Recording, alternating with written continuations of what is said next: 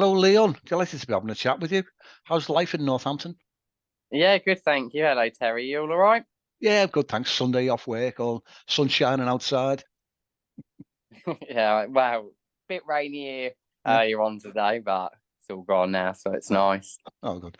I'm normally joined with Steve Evans, radio presenter from Radio Clatterbridge, but he's nearby. He's at Silverstone, which is Towcester, Oh. just outside of Northampton. Yeah, it's not too far. It's I literally know, just down the road. 20 minutes. So if I put big pauses in between asking you questions, it'll be because I think Steve's going to join in. So, I'll, just warning you. Yeah. So tell me, you moved to Northampton from Bury St Edmunds. Was that because of the degree course in tourism? Yeah. After studying travel and tourism at West Suffolk College, yeah, I decided to move to Northampton to do a travel and tourism course at the uni in Northampton. Yeah, So that's the reason why I kind of came, and yeah, I stayed here. So nice place. I used to live in Artisan Road. I don't know if you know it or how well you know Northampton. It's a big place. yeah, it is a big place. It's like 5 minute walk from a beautiful park, which I can't remember the name of. It had like a 9 hole golf course in there and a little sort of rowing lake. Oh, This really? is 30 years ago. I'm not too sure. Neither am I. Oh, before we talk about your forthcoming book, A Guide to Dark Attraction in the UK, tell me what you do for hobbies. Is it touring? Is that your hobby? Yeah, well, for the last year and a half, it's been writing this book, Yeah, really. I've enjoyed doing that for the last year and a half. yeah. Um, because it's just been a lot of researching and reading and stuff and whatnot. But around kind of that, yeah, it's kind of traveling, and really that's what I kind of enjoy. Yeah, Really, me and my partner just going overseas, exploring kind of other countries, kind of history and culture, really, yeah. and seeing dark tourism attractions Yeah. overseas. So Sounds expensive. it can be, yeah. Obviously, any holiday can be expensive, yeah. Um, yeah, the last we just went to Greece to go and see. I can't remember what they call it on the massive thing that you go and see in Greece, and for just the pair of us, that was 170 quid just to go up and Was see it? that. Yeah, that is really expensive. What do you do then for the research? Are you taking photographs? You're on Google, you're on Wikipedia, do you go to local museums? Not using Wikipedia. That Okay. is a No, big no. no. Not Okay. using. That's cheating. Um, I, no, I think like because I did a university course, Yeah. that was kind of a big no, and that was looked at not as a reliable source of information because anybody can go on there and obviously edit it. True, true. So definitely stayed cleared of using Wikipedia. Yeah. It's kind of been going through like places that have got websites, finding it through their websites, PDF documents, and things like that. But then I've also had to contact places, like a number of a lot of my places I've contacted to kind of verify and check information. Yeah. And really, a lot of the information I've even found on the internet is not correct because I've contacted places and they've turned around and said no, that's recently changed and stuff and whatnot. Yeah. Especially with there was a National Arboretum Memorial Park. There's a memorial of Shot at Dawn within my book, and a lot of the stuff on the internet states that the statue is of a particular soldier, but when actually speaking to them, they actually said we actually had to change all of our information because Oh, the sculptor actually stipulated and said it's actually not based on a particular person. yeah. It's just based on a young soldier. So yeah, it's been a lot of kind of fact checking and making sure my information's up to date and everything. Yeah. Yeah. We mentioned that how expensive it can be. Are you getting some kind of sponsorship or have you got a publishing deal for the book? No, doing it all by myself. Whoa. Oh, good luck. Yeah. It's getting a lot easier these days, a lot easier. Yeah, it is like I'm using Amazon to print it. That is how it's going to be printed. My illustrator's been really like, I'm really grateful to her. Like, she obviously understands all like the expenses, and we've sorted kind of all through that and everything. And she's understanding, and I'm just going about it by myself. Well done. Yeah. Why is the publishing date in October? I've read that somewhere. Is that the day? Is that when you decide you're going to put it into print? Yeah, that is the aim, is to have it a week before Halloween. That is what I would like to yeah. Good timing. for. Yeah. Because obviously Halloween, and then not long after that, you've obviously got Remembrance. Yeah. And there's a lot of places within my book, obviously linked to the First World War and the Second World War. Yeah. So yeah, that is the aim, and I think we are really trying to get it out for them. Like, I've had to say autumn just in case things pop up and whatnot. Yeah. But I really want to try and get out a week before Halloween. Excellent.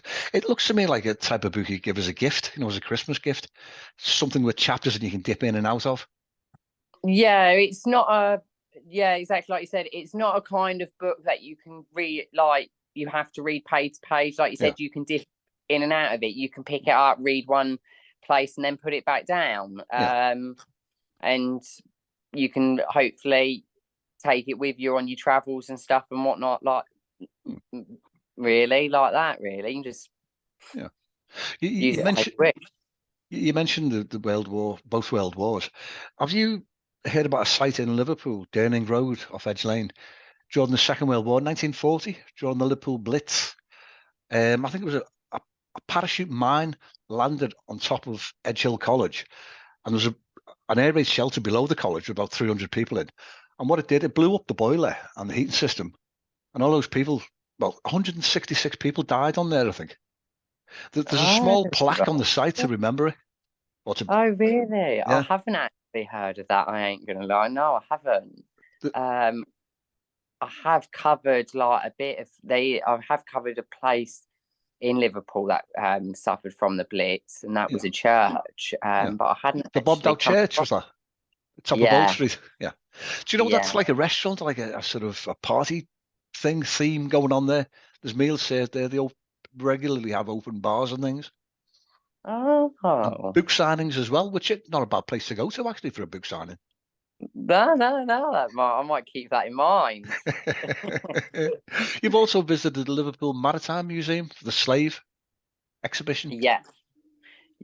I have touched, like, not just that, I've touched on issues of slavery and stuff, because I think it is important that we remember what we've done wrong, really, as a country, and learn from our mistakes. And I think, like, the Slavery Museum in Liverpool, and there's a few other memorials to slavery. It's yet kind of remembering where we went wrong, but also remembering that we did obviously abolish it and stuff. Wilberforce. Was it Wilberforce, I think, responsible for the abolition of slavery? Yeah, it might have been. I've written and read so much. You've probably got so much in your head. I wouldn't be able to pull out facts. I'm not gonna lie. I can't say exact dates and names, everything, because I've just gone. I've written so many names, dates, and double check dates and everything. I'm just like, it's a bit much to just remember every single name and date and everything. Come over with the overall kind of information of places and stuff. But I think it's just kind of important to kind of remember we did abolish it, and it still goes on today. At the end of the day, human trafficking still goes on, and I think, like, it's kind of important to highlight our memorials. But I've also said that these issues obviously are still ongoing in other parts of the world. Okay. There's one going back to Northampton, Rothwell Bone Church in Rothwell Village. Can you tell me about that? I've never heard of it. Yeah, that's a church. That's got a crypt underneath it, and it's got 2,500 bones on display. And yeah, it's kind of really that was found by a grave digger who was doing a bit of grave digging and a bit of scouting around, I think. And yeah, he stumbled through what they'd covered up, like I think a window, and he came across it. And yeah, that's kind of it's. I don't know. It is a really. I think it's fascinating to see, like, from my perspective, some people would go, it's weird and creepy. Yeah. But then from the way I see it is back in the day, that is how people buried their dead, and how they, I don't know, like how they really thought about their dead and how they buried them, and how they wanted to be still closer and be probably visually able to see their loved ones on display. Yeah, that's strange. Is there a growing interest in dark attractions? Yeah, I think so. Like, I think what it is, I think people see dark tourism, like the term dark tourism, and then they automatically link places like Auschwitz in Poland, and the Ground Zero site, where the Twin Towers, obviously, disaster happened. And like there's the catacombs in Paris, underneath Paris. But I think, like, we've got a lot more here than initially first thought about. And that's what kind of I'm really trying to show through the book, that you don't just need to go away to kind of see that. There's a lot still going on here of similar events that have happened within our country's history. Yeah. Joe, I listened to your interview with BBC Northampton Radio. Have you got any more media interviews lined up? I'm speaking to a couple of different kind of like radios and stuff. Hopefully a few things in the works down the pipeline. So yeah. For the dark attractions you mentioned, you visited international places. This book focuses on the UK. Have you got planned a second book in the series with things abroad, perhaps? I would like to really focus on our countries. I'm very proud to be British and English at the end of the day. Yeah. And I really would like to kind of stay on really that. I have got an idea, because obviously I've only covered 280 places within my first book. Only? That's a lot.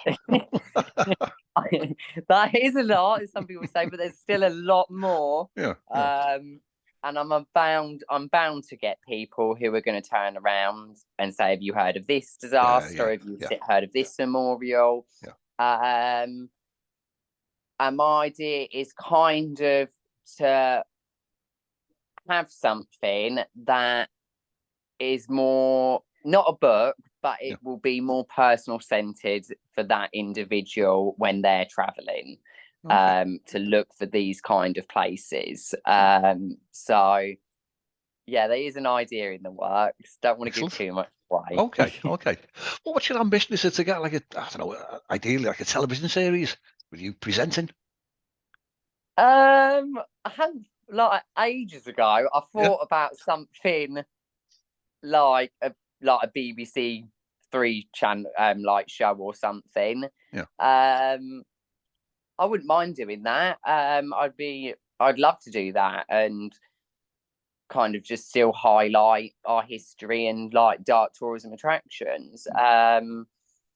Just my aim is really to make people more aware. Like, I think there's places like Shrewsbury Prison and the Tower of London that obviously are well-known places and can be highlighted as dark tourism places, but there's so many small minor things that have happened.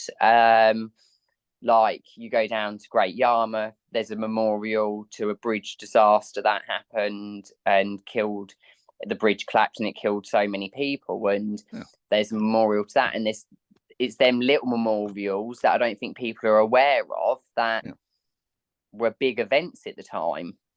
Okay. So this may sound a bit macabre, or maybe a bit morbid. Have you got a favourite place that you've been to that you would, felt compelled to go back again? Won't stand out for you? Just recently, I really liked Little Dean Jail. Oh yeah. It's a jail, and the gentleman who owns it. Someone owns the jail. As a tourist attraction type of thing. Yeah, it's not. It's an old jail, and he's turned the jail into basically an exhibit of things linked to really morbid items. Like you've got like items linked to the Cray twins. You've got Fred and Rosemary West's like shovel and his tie, and you've got the walls are covered in newspaper clippings of like stories over the years and items linked to like the KKK group. And I found that really, there was just so much there. I couldn't take it all in at once. Okay. So I think I definitely would go back and visit that. Tell me the place name and where it is again. Little Dean Jail down in Gloucestershire. Little Dean in Gloucestershire. Yeah. Okay. That does sound really. It sounds a bit strange, a bit macabre, but I'd love to go and visit. It is. I think it's like I said on BBC Radio Northampton. I said to them, it like you visit one dark tourism attraction, like a person, like a individual's grave or something, and then you'd go and visit Little Dean Jail, but you wouldn't go for the same reasons. You'd go for totally different reasons. And I think, like I said, I'd go to Little Dean Jail to go and get a further understanding of things that have happened and stuff. Like there was a newspaper clipping of the Fred and Rosemary West story, and it gave you a timeline of events. I think it was I can be quoted wrong. I think it was cut out the New Sun paper, and it's about going there and getting more immersed in what kind of happened and understanding. Whereas going to somebody's individual grave, that might be to like remember their life and like how they've achieved and stuff. Like I'm using like Facebook, LinkedIn. I've now got my own website up running for the book. Okay. Can you send me the link? Yeah, more than welcome to send you the link. That was launched, I think, Thursday. So I am this evening due to release a competition as well. For the first kind of signed copy. So it'll be a kind of author copy. So you'll be one of the first people to receive that. So that's going to be a competition that's going out. And then I'm using a couple of new local newspapers and stuff. I saw one of the articles. I based these questions on one of the articles. I can't remember the name of the local paper, but reading the interview gave me great ideas for notes and what to ask you about. Oh, that's good. Do you plan on? We mentioned before, maybe there's a book fair they have in the Bomb Church in Liverpool. Are you planning on doing that? Going to attending book fairs, with signed copies of your book. I've heard from a lot of authors that it really helps to sell. The fact that you're there in person and they can chat to you about it. Yeah, I have got plans to do like some events and go to like some fairs and sort out some book signings and everything. What was it like? I have got other plans as well to do talks with universities. So I've got a couple of universities who have already contacted me and said they'd like me to come in and do a talk on my book and dark tourism. So yeah, and people can, if people wish to, they can contact me by my website, and I'm more than welcome trying to arrange guest talks and stuff. So excellent. Have you watched any television series or films? There's one and a television series called Dark Tourist, and there was a film back in the 80s. I think Jeff Bridges was in it, where sort of time travelers, they go back to historical events like the Hindenburg disaster with the balloon blew up and things. Oh, I haven't heard of that particular thing. In the 1980s, you say it was? I think so, yeah, it is. 30 years, I think I've seen it. I have watched the Netflix documentary called Dark Tourism. As soon as that came out, I was watching that. I'm just really glad he didn't do another series on that at all.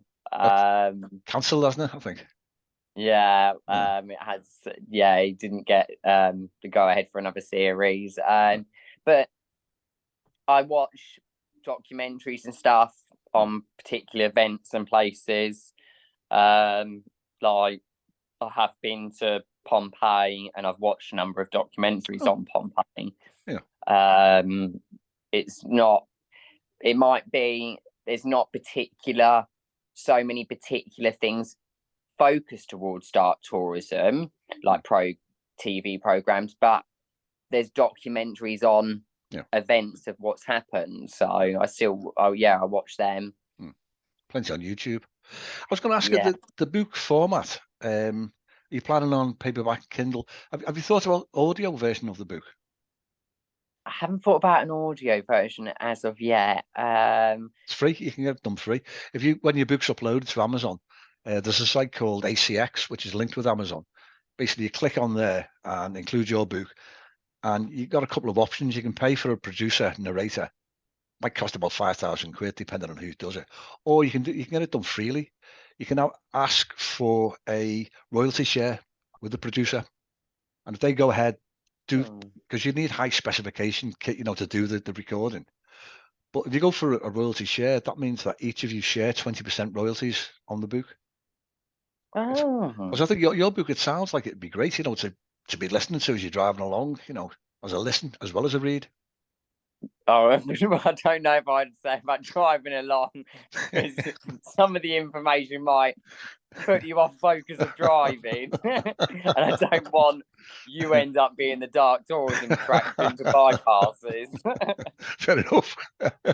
Lee, it looks like time's caught up with us. Maybe a final question from me. Yeah. What advice would you give someone who's got an idea in the head, a would-be writer, someone who thinks of a great theme? Yeah, go for it. Like, I definitely would say just have a research. Like, my book is going to be the first dark tourism guidebook to cover the whole of Britain. So if you're going to do it right in a book, look into the market, see what's there, and then find your niche within that market and find what's not there, and go for it. Really, just make sure you're doing it. Like, if you're doing a book like mine, make sure you're doing enough research and checking up on things and whatnot, because you just don't want to give out the wrong information and stuff. So that sounds like great advice. Have you got an editor who's second pair of eyes? I think you mentioned this earlier. Yeah, I'm working well with a couple of editors. Excellent. Yeah, so to check that, not just check my work, but checking facts and stuff and whatnot, and names and stuff and addresses. So we're kind of all really working on that really hard. Excellent.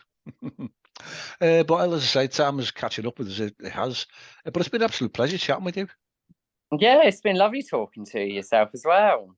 Good. Maybe another chat in 6 months or so when the book's been released and hitting #1 on the charts on Amazon. Oh, I'd love it. I'd love Fingers it to crossed. be #1. Yeah. Fingers crossed.